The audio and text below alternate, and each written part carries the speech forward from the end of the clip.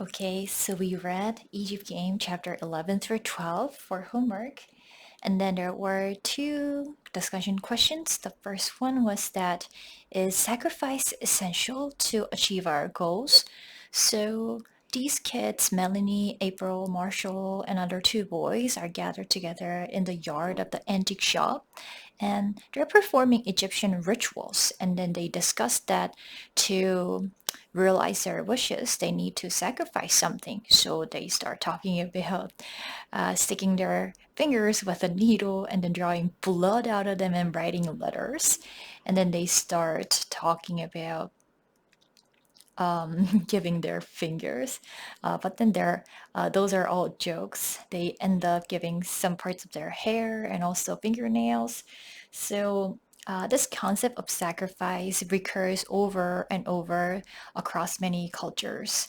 So the concept is that we have to offer something valuable to God in order to achieve our desires. So is giving up something necessary? Um, I believe to achieve goals in our lives, if we give up some things in our lives that are considered very valuable, something that we care, it shows our passion and it shows our commitment and how it shows our fervor.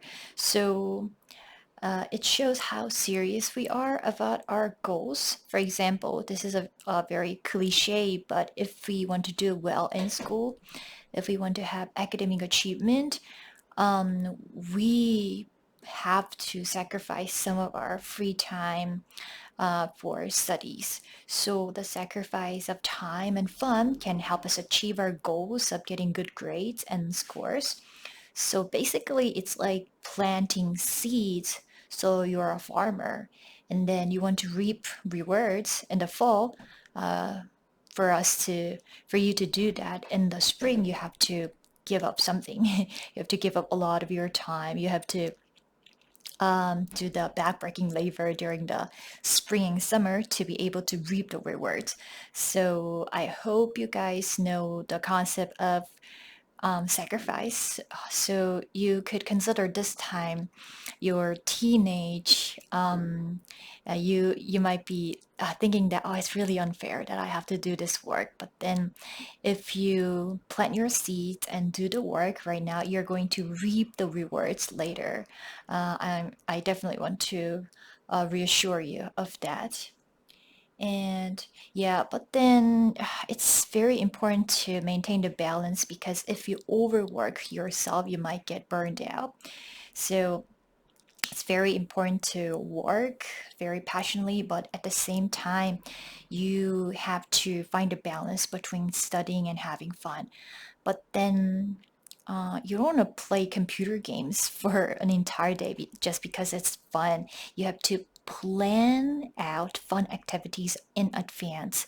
So um, if you are planning a trip, if you are planning a fun activity with your friend on a Saturday, then you can look forward to it for the entire week, and then it can be a great motivation for your studies during the weekdays. So you have to plan out the fun things, then you can achieve your goals, and then the process of achieving your goal would be not so painful. It's going to be very fun as well. So remember to maintain the right balance between work and play. So the most enjoyable game, I'm not quite sure why these guys are so into this Egyptian game. But then as a child, the game that I enjoyed the most was that I pretended to be explorers in a jungle, and then I had two cousins around my age, and we were just roaming around in the on the street, and we were visiting many playgrounds. One playground of this apartment, and they went to a distant playground, and we called it an adventure. And then we would play the game of tag. Um, 술래잡기 or hide and seek, 숨바꼭질. So these games, in retrospect, I think they're not just about having fun, but it helps us grow our imagination and teamwork. While pretending to be something, so while playing with the dolls, we can pretend to be like princesses.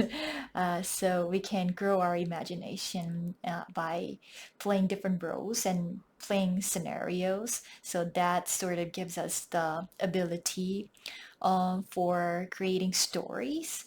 And then we can learn how to work as a team, how to communicate, and we learn the rules and fairness. So I think play is a very essential part of growing up. But nowadays, I sometimes pass by playgrounds and there are hardly any kids. And then I feel sad. Oh, where are all the kids? They're probably studying in private academies, and that's pretty sad. So I guess when you're a little child, that play is very important for your growing up as well.